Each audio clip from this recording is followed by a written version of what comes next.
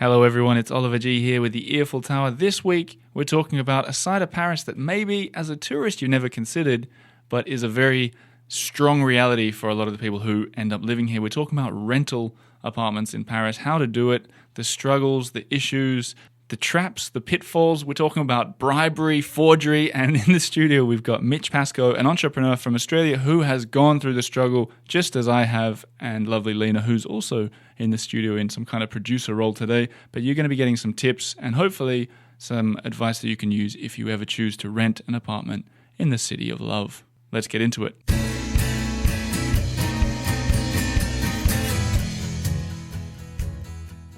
Glass of water. Do you think I should bring that one back? Absolutely. It's catchy, isn't it? Yeah. I sing it every time your podcast comes on. I'm like, oh no, wrong one. There you go. You have just heard the voice of Mitch Pascoe, an entrepreneur in Paris. And already jumping in was the laughter from lovely Lena, who's crashed the studio today. Hi guys. Sorry, I couldn't keep away. Hello, Mitch. How are you? Good, thanks. Am I right so far? You're a young entrepreneur. I am, yes. With an Australian accent. It's very much an Australian accent. Probably a bit more posh than the usual Sydney and Melbourne accents. Is that what people say? I do. Coming from Adelaide, we're a bit more... Well, not as posh as such, a bit more... less Australian. Do Parisians guess your accent when you meet them? They think we're British. Yeah. Most of the I time. mean you specifically. Me specifically? Yeah. No. No. It's rare, huh? It's very rare. Yeah. So you came into the studio because you and I were having a chat. You're a listener to the show, a friend of mine, yes. and a Patreon supporter as well. I am. The Holy Trinity. Number 99 I was. Is that true? Yep. You were the 99th Patreon supporter. I had to get in before 100. That's a shame because the 100th person got a massive prize pack. Yeah, well, I didn't need that, you know. That's not even true. But what I wanted to talk about is we were chatting the other day about the struggles of finding an apartment in Paris. Something that you've been through, something that I've been through, something that Lena's been through. Recently Very as well. recently. And the spoiler alert is that before we get into the struggles is that we've just found somewhere in Montmartre. So that could be a really exciting future chapter for the Earful Tower. But you really went through struggles getting your place. And at first I wanted a kind of overview from you is what you thought about the process of getting an apartment for rental. For rental, yeah. It's Did it leave a bitter taste in your mouth? not so much bitter. We kind of understood the French process and the way the French admin system works, and everything just takes time. And I think what you've said is you just got to go in knowing you're going to walk away with a story. Yeah. You know, it's like everything you want to do, opening a bank account, exchanging a driver's license, carte vitale. Yeah. You come away with a story. It's true. If you, that's exactly right. Did I say it to You? yeah. I'm pretty sure you said that. Yeah, it's I think that like when you know that you know, if you know it's going to be difficult, it makes it a lot easier to go through it. Yeah.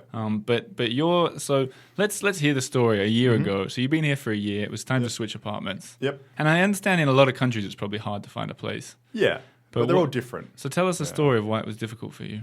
So the French seem to like the documents. Yeah. They have a dossier full of your whole life, essentially, is what you need to apply for an apartment. Right. But that's really hard for foreigners because we don't have all the French documents. And it seems like the laws, they're not required. None of these documents any of these documents are required. Do you mean that you don't actually... You don't need them to apply for an apartment, law? according to the law. Oh, really? I didn't know that. The law favours the tenant in all situations. So it's really hard to kick someone out of an apartment. Like, I think the judge doesn't see any cases for tenants not paying rent between like October and May. So the whole winter months, you can stop paying rent. There's this winter truce thing, isn't there? Yeah. So, which just to explain a bit, if you, as I understand it, if you don't want to pay rent for winter, you essentially don't have to, and they can't do anything about it. The landlord can't walk in. They can't drag you out until. But what happens in spring then when you're back to summer and they can kick you out? Do you have to pay the whole thing then? No, then they kick you out. Well, then they just kick you out. Yeah. But so because of that, all the landlords sort of come up with these rules and all these documents they request from any tenant that might, want to live there. So it starts out pretty basically with your work contract or what your living situation is and paying a deposit and that sort of stuff and having the funds to be able to pay a deposit. But then they go through they need a garant and the French use their family and their family gives them their rental, their property history. So to explain a garant for anyone who who has never heard that word before. I think in English it's guarantor or guarantor. Guarantor, I think, yeah. Yeah, so it's essentially someone who'll stand in if you can't pay your rent. So the understanding is that if you stop paying rent, your guarantor will pay the rent for you. I'm not sure how much that ever happens, but it's kind of a piece of paper that says, okay, there's someone else that's someone to willing chase. Yeah, exactly. And so through the guarantor, they want work contracts, proof that they've been working at their job for however long, how much they earn, their last tax returns, dentistry records, basically, probably. Yeah. Proof of ID, driver's license, and all this sort of stuff. And it's just the thing they do here. Yeah. So any French person normally uses their parents and stuff, and you basically need one garant each.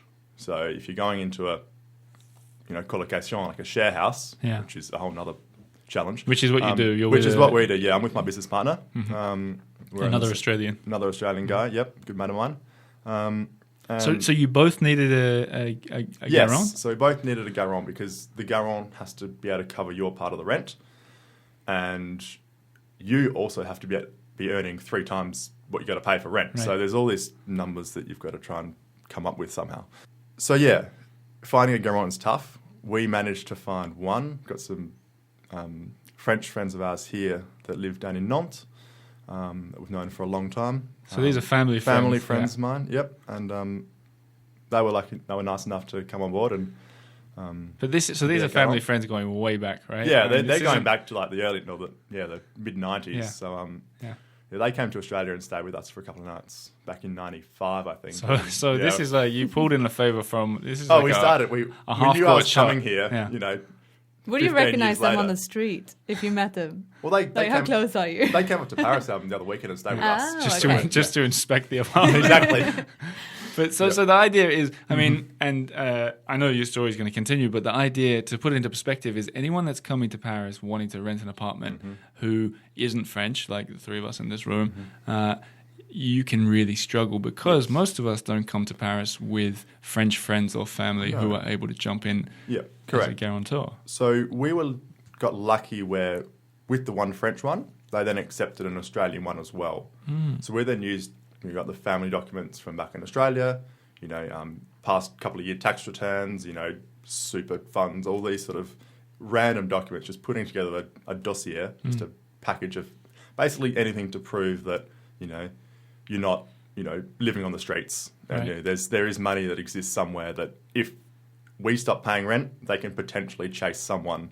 I'm not sure how they're going to chase someone in Australia, but they sort of enjoy having those documents, and that gives you a better chance of getting the apartment. But even with all the documents, you could still technically decide not to pay for winter. Absolutely. So the system is crazy. Yeah, but that's the thing. It just favours, because the laws favour the tenants. Yeah, they're just putting all these random things in place to make it a bit harder for tenants to apply. Do you think it's easier to find an apartment in the springtime then? Like, is this the hardest time? Or come October? It could be. It might also depend on the students coming in. So a lot of students coming in September and stuff. So that might affect it more or less. I'm not sure. Especially, that's the thing, because the student, it's a highly competitive, it's something we've learned, highly competitive market, especially on the cheaper places, which if you're not working a steady banker job, you're competing not only with the other sort of young people moving to Paris and foreigners like ourselves, but the students all searching for anything, many of whom are only going to be in Paris for 6 months or a year and want to live really centrally in a really cool place, which means people, I've been here 4 years and I wanted to live centrally as well. Yep. But the competition is huge. It is. But you sort of went the official way, and or at least you were looking online at places that were available. Yeah, so we were trawling all the online listings, so Stylogère, PAP, Le Bon Coin even. I'll write all those down in the show notes, just in case anyone's listening who wants to. Absolutely. But they're just the general real estate listing sites here, and all the listings there vary from having photos and a nice description and a floor layout to literally being about 3 words and a price, or even no price, just an arrondissement, the area it's in. Yeah. So we end up applying to a lot of apartments. Do you remember how many? Yep. I think it just topped out at 150 places we inquired into. Wow. Oh. And how wide was your net? Like, were you happy to live anywhere, or were you? we started out pretty in we had 3 or 4 arrondissements that we wanted to live in. Which ones, if I may be so bold? As to ask? Yeah, so the 10th, the 9th, and then 3rd or 4th was an option. Even into the 11th. Trendy. We were working in trendy 11th. We were working down in near Garleon, Right. so in the 12th. Yep. But we wanted to be central. Sure. We could have lived up in the top of the 17th or something, but you lose a bit from that. You're a bit out of the action. Right. And because we were coming over here for the first time to live properly as mid-20-year-olds, we wanted to be able to say yes to going to meet people on a whim. Exactly. Like if you come to Paris to live in Paris, you know what I mean? It might sound stupid if written, but the idea when you come to the city, it would be crazy. Mm-hmm. It'd be like moving to London and then living in St. Albans. Yeah, but also where do you draw the line? If you're further towards the periphery or just outside the periphery, you might as well be out in the countryside where it's really cheap and you can get a quick train. You can be. When we went to Chantilly earlier this summer, they say it's what was it? 23 minutes. 23-minute train ride. Yeah. So, and when we were looking, right, we had sort of offers or people, and I'll get to this in a second, but people that were offering us places as far as Chantilly, and it came into our mind. I don't want to sound like I'm a spoiled brat that has to live in the center of Paris. But like you said, foreigners that come here for the Paris experience, we really want to experience it. It'd be crazy to live out of the town. Yeah. You may as well be living in Clermont-Ferrand or something, right? Exactly. Yeah, you want to live centrally. Yeah. But you do pay a higher price for that. Yeah. So 150 places you inquired about. We inquired about 150, and then some of them, never get back to you. Probably half of them, maybe 40%, we ended up sending off some sort of dossier to, some sort of application process, and then ended up visiting about 35. Right. So actually inspecting 35. Oh, no, that's a lie. I didn't inspect all 35. I went to 35, but a lot of them, there's a queue of 20 people out, down the stairs. Yeah. I've got no chance here. So you just walked up, you saw 20 people, and you thought, not even going to look inside. No. So because we were colocation, so share housing, they really don't like that here. Really? It's not a thing. It's a lot more common in Australia and in the UK. Yeah. But they don't do it here. So we got a lot of rejected phone calls from agents. One of the first questions they'd ask was, are you living here, en couple, with a couple? Right. And, you start out saying, no, I'm with my business partner, trying to say, okay, well, we're here because we're working, There's a bit of a story why we came over here. So it's we're not just, two mates at uni that could leave at any time. But it's not just that. It's probably double the paperwork for them as well, Double the responsibility. Yeah, potentially it is. Yeah. I mean, you can skirt it and start saying, oh, well, yes, we're a couple. Yeah. You can draw the line a bit wherever you want, sort of thing, because you just need to get in. And the landlords don't really mind. It's normally the agents that want to sort of filter out all the applicants they get. Some places get 100 people applying for it. So, they have to be able to filter them somehow. And, getting rid of the colocation is an easy way.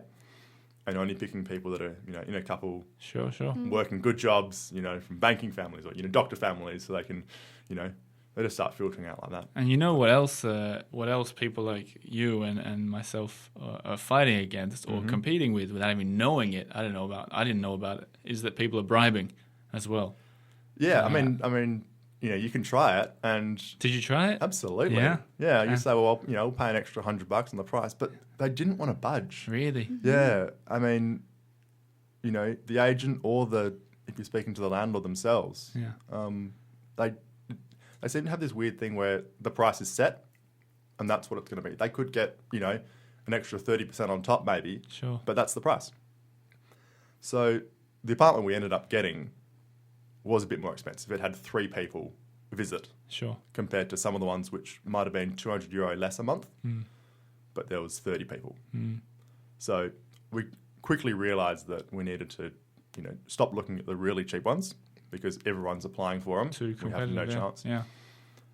Have to spend a little bit more, and we've since had some other Australian friends move up to Paris, and they've done the same thing. They pay the same as us, and they've realised that as foreigners, you just have to pay a bit more, and it makes the process a lot easier. So what would be your advice to, I guess that's one piece of advice, but imagine there's some young Australian, American, British person listening to this thinking of making the move. What would be like your kind of takeaway advice from your experience? Start early.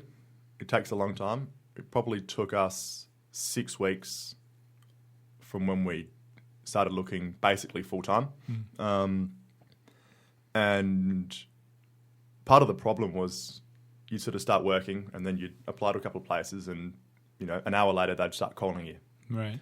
So your day's interrupted constantly by agents trying to, get a hold of you, and then you've got to zone out of what you're doing for work, right, answer the phone. And for us, speaking French isn't completely natural yet. Sure. So especially on the phone when it's a terrible line and they're just interested in, conveying a couple of details and asking some questions. And it's so important as well. Correct. So ended up coming up with basically every place that we inquired about, we put into a spreadsheet. Really? And which had the arrondissement, the price, a description, the link, the phone number, the name of the agency. Because whenever they would call, you could either see the number and quickly search for the number to find the one they're talking about. Because every time they called, say, blah, blah, blah from whatever agency, and you normally miss that. And then they're like, it's the apartment in the 10th. It's like, well, I've applied for 30 of them today. I'll take it. Yeah, exactly. Which one? But then you need to find out the details about if they're, a lot of them are like bedrooms enfilade, so like in succession. Right. So, you got to walk through one bedroom, into the other bedroom, into the which bathroom. You don't want with a business partner. Well, no, it doesn't really work like that. If you're a young couple, and something, it might work, but they just don't have this information online and stuff. Did you have to pay agent fees somewhere along the line too? Yeah. Because we went through an agency, which I think most people would do. You do. I think it's like 1 month rent, essentially, the equivalent of. Right. So it's not too bad. And then they work full-time on trying to find you something? No, that's purely us finding the place. Right. And they are just, renting it out for the landlord. Oh, I see. So the agent's just the middleman between us and the landlord. They take all the applications and then send them off to the landlord. And do you remember, how much did you say it was? 1 month's worth of... I think the agents was about 1 month. Right. And I'm not sure, but they might take 1 month from both parties. So they might take the landlord, charge the landlord as well as the tenants. So if I were to add my advice from my situation, because we did it very differently, which might be helpful for listeners too who are thinking about going through the same thing, is I knew that it would be tricky to go through an agency for a number of reasons. Essentially, the kind of story that you had. And I figured after 4 years in Paris that I could maybe rely on the network that I built. True. So that was the angle that we went through. So first we posted everything on Facebook. And if I could, and we ended up, we got a lot of places as well coming through private. So we're skipping the agents essentially and hoping that people would like us and go for it. We've got a story to tell as well. So that helps when you're going directly to the landlord compared to through an agency. Yeah. And I'd recommend it, but I think for people who don't have 4 years worth of friendships built with people, that would be very difficult, because if you're just posting on these groups, you're just in this huge sea of people posting the same kind of stuff, and then you just be in the same position. But we posted one that was a little bit humorous, that said with a picture as well, with a picture, which I think is important to show there were no hidden. We weren't axe murderers or anything. Exactly. It was clear. And I put something kind of a bit funny, which worked. So I put a little bit about me. I don't remember what I wrote, but something like, I like long walks on the beach and paying rent on time. Nice. And Lena loves, I don't know, keeping it tidy flat or and fashion, something. Things like that. And one person that had us over to see it, she said, I haven't had anyone else yet. I just really liked your ad and I thought you were my kind of people. Wow. So there's a tip for people as well. Yeah, try to be a bit more personal. Stick out. I saw one today because I'm still in all these groups. I got a notification today. Someone just wrote, it was in French, but he just said, hello, looking for an apartment. And even though that he's never going to get it with that approach, it's still just adding noise to this huge apartment search that makes it so difficult. It's really hard through those groups. Right. We tried that and it's like, well, how do you get anywhere? Yeah. If you're having the personal network really helps, especially when in that group, when your friends are also in that sort of group and stuff, and they can help you out through that network is really good. Although sometimes your own friends will be competing against you. That's true. Yes. Yeah. So trust no one. Tip 7, trust no one. But what I also end up doing is I emailed some people who were sort of in rental businesses or knew a lot about this stuff, and that's how I eventually found it. Mm-hmm. I didn't pay any fees. I emailed Gail, a listener to this show. Hello, Gail, if you're listening. Thanks, Gail. So Gail said, I don't have anything either, and then someone contacted Gail. Gail put me in touch, and we got this place in Montmartre, lovely Montmartre, which the new, the Earful Tower is going to have a Montmartre leaning, I think, for a little while, which I don't know. You're a listener, Mitch. Do you think that's exciting? Or I'm excited for it. You like Montmartre? Yeah. Yeah, me too. Are we Montmartians? Is that the word? Is that the correct term? Well, not yet. I like it. Sure. We will be soon. But even the point is, even still going through essentially the friend, getting it through a friend, we still had to pay 2 months rent up front. So that's 3 months worth of rent on the first day, which is expensive, especially, we're just sort of young, creative people in Paris doing our best, Well, on that, we had one apartment that was dragging on. We thought we were going to get it. It was through a sort of international agency, and they were really helpful and they were really good. And we checked out the apartment. It was great, perfect for us. It was still a bit expensive, but we're like, okay, that's fine. They didn't get back to us for a long time. Eventually they did, after us hassling them every day for a week.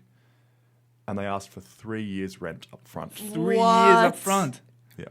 That's insane. And that would have been, roughly 70,000 euros. Whoa. And we're like, if we had that kind of money, we wouldn't be looking to rent an apartment like this. That is insane. Are you sure it wasn't just your French and they said 3 months? No, it definitely was not. That is so insane. I never heard anything that bad. Yeah. So a lot of the time they ask for 6 months if you're foreigners.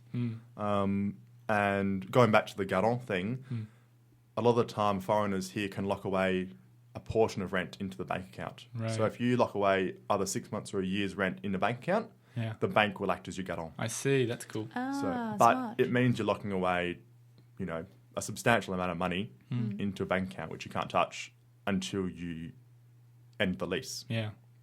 Well, yeah. So, another takeaway is it's expensive to rent. And it's already expensive if you're going to live somewhere nice. And then it's even more expensive when you have to think about all this kind of stuff on top. And even with us paying 2 months rent up front, we also were asked to... for the peace of mind of the landlord, who's a lovely woman, but she said she wants a garant as well. Okay. So we had, but that's the thing with Paris is the first 2 places I got, extremely lucky. Like it's just, they fell in my lap. And this one kind of did a little bit too, but... after some work. Yeah, exactly. But I'm thinking of the people that are listening to this, especially if they're not usually listening to the show or maybe they just want to get a place in Paris. It's not easy. No. And it's... I know it's not easy in a lot of cities, but there are a lot of loopholes, and if you don't have a strong foundation in French or France or Paris, you're going to struggle. Yeah, just be prepared to walk away with a story. Yeah, exactly right. It's the same with just about everything. It's like today we were walking in the 18th, trendy part of town, the 18th, and we saw a woman drop her cat from a cat, the basket or the bag you carry the cat. And it ran under a bus, and the whole traffic stopped, and everyone was trying. It was just sat under. It wasn't. Oh, it was okay. Yeah. No, it was okay. So it ran under the bus. Yeah, and it just sat there. Right in the middle, so no one could reach it, and everybody was trying to reach the cat. People were literally crawling under the bus, trying to reach it. Traffic was at a standstill. People were beeping. The cat was scratching everybody, and I watched for the story, knowing maybe something could happen. I could tell it. Nothing happened. It was just a bit of mayhem, but. That's Paris. That's Paris, exactly. Be prepared for a story and you're going to walk out with one. Yep. I think we have a question here from a listener. So this is a question from Vero, who runs, maybe you've heard, French Girl in Seattle. Yep. Rebranded recently as French Girl in Seattle Takes France. She's moving to France. Exciting. Breaking news. Yeah, right? You heard it here first if you don't follow her. If you follow her, you probably already knew. But I'll give her a shout out. She's a supporter of the show and a lovely woman. If you want a good Facebook page about France, she's often got her finger on the pulse. So she's sharing everything that's happening here. But she says Oliver. This is how she didn't write Oliver. But she said she knows it's a competitive market. She might be moving to Paris. And she's asking about the agencies. And she said, well, is it advisable to go the Airbnb and furnished apartment route for a while? Do you guys have any thoughts on that? Long-term Airbnb? Well, either. Long or short-term. We tried... So we started out in Airbnb because it's the easiest thing to do. and you can stay there as long as you want, really, Right. however long you book for. Although technically they're only meant to rent them out for, I think, 3 months of the year legally. Yeah. Ish. 4 months, 120 days That's right, is yeah. the law. But no, you stay there for a couple of weeks, you might move or whatever, but it gives a good base to actually find an apartment properly. The problem is it adds up really quickly. Airbnbs are, at least 50% more expensive than an apartment, Right. paying per week or per month. So what we ended up realizing is we can keep looking. We can spend another month in an Airbnb looking for an apartment that might be €100 cheaper. We can pay a little bit more and get out of the Airbnb straight away. Sure. And you end up saving, that month of Airbnb costs. Yeah. So I think it's worthwhile doing. Our first apartment was furnished, which was fine, but our new one now was unfurnished, Right. which was it's nicer. If you're planning on being here for a while, at least if you're here for a year, you want to go unfurnished, is my thoughts. Right. Anything less than that, furnished is probably the way to go. Well, if you're staying for longer as well and you're moving between places like you did, and what we did is we had the added problem of needing to put stuff in storage, Yeah, in between. which is So it just adds an extra it trip. does. Yeah. Yep. So, and we sort of are doing the Airbnb now, or essentially, and part of me, to go back to your question, Vero, part of me was thinking it would be cool to live in different arrondissements and check different areas. I think it could be really cool to live in the first for a little bit. But like you said, it adds up, and renting a storage space. Yep. The first month is a euro, and then afterwards it's like 150, 250 euros. Yeah, it adds up. We had to do that for about a month, Right. because we got kicked out of our old apartment before we found our new one. Yeah. But it's just what you got to do. You just got to accept it. It's like, unless you're going between furnished apartments constantly, you don't need to, have much stuff. You've got a couple of suitcases and that's it. But if you're going unfurnished and you've got your own stuff and you want to change apartments, unless you pay double rent for a month and you manage to find one before you cancel your rent, you got to go for a storage locker. Or just go travelling. Yeah. Typical Australian answer there.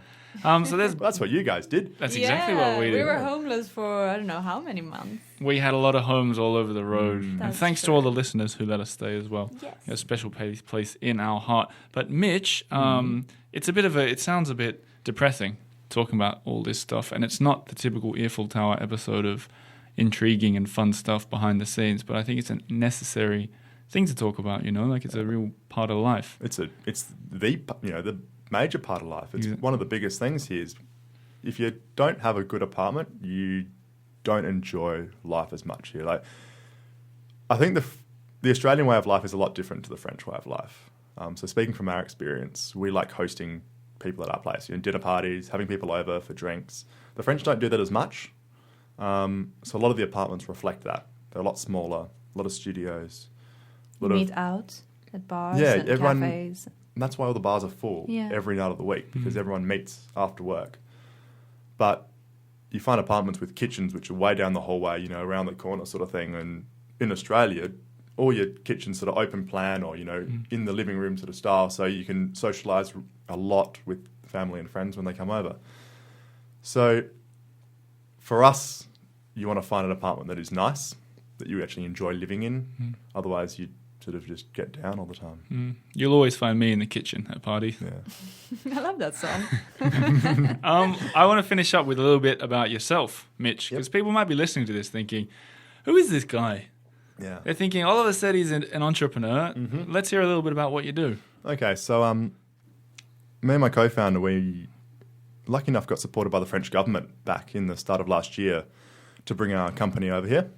So we run a little software startup called Hopstay, and we build chatbots, so virtual assistants for cities and destinations, really. So we kind of become the voice of the city. So you can land in a city and you can message it on Facebook Messenger or through a website, Right. and ask it questions, where should I go eat? What should I do?